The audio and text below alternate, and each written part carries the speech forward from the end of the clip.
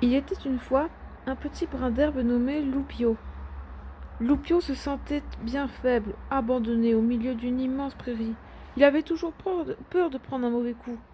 Loupio disait toujours: la pluie qui mouille, le froid qui gèle, le soleil qui brûle, les gens qui me marchent dessus. Mais qui me protégera? Au loin, il entendit la voix d'un vieux chêne moussu qui lui dit: Loupio, viens après de moi. Traverse la prairie, tu seras à l'abri sous mes feuilles. À ces mots, Loupio regarda à droite, regarda à gauche, gonfla ses petits poumons tout verts, souffla un grand coup, et hop, se mit à courir dans la prairie en direction du vieux chêne.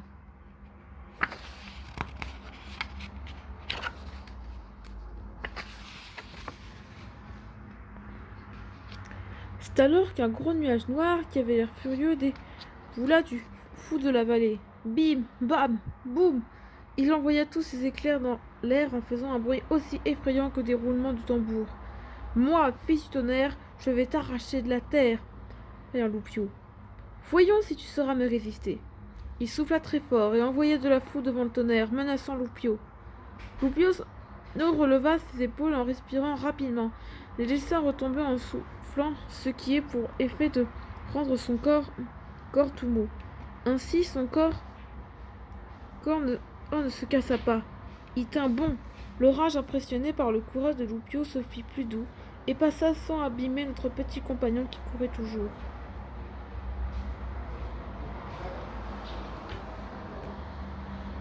Le calme revenu. Déboulait une petite coquinelle rouge et noire pleine de vie.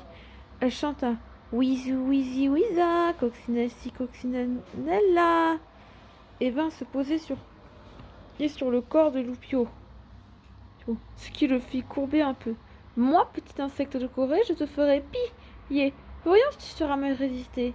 Et la coccinelle sautilla sur Loupio comme un gymnaste le fait sur un trampoline. Devant la coccinelle menaçante, Loupio apaisa toutes ses petites racines, ses 10 doigts de pied, vers le bas dans la terre en soufflant et respira en le laissant se redresser. Ainsi, son corps resta droit comme un arbre bien planté dans la terre. Ainsi, son corps resta droit comme un arbre bien planté dans la terre.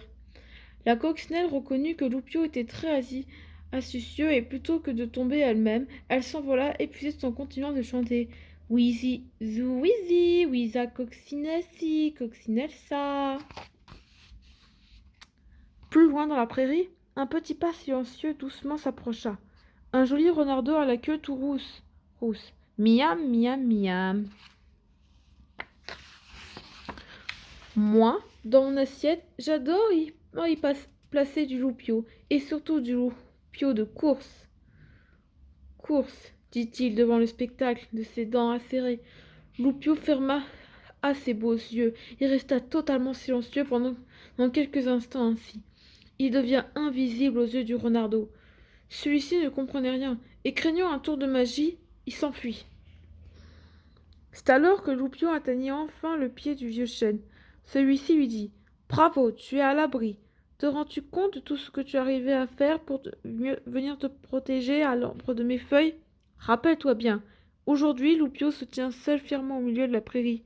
Il lui arrive encore d'aller se protéger sous les feuilles du vieux chêne, mais il sait que sa vraie force, il l'a en lui, et il se doit de la faire grandir tous les jours pour enfin se sentir en sécurité.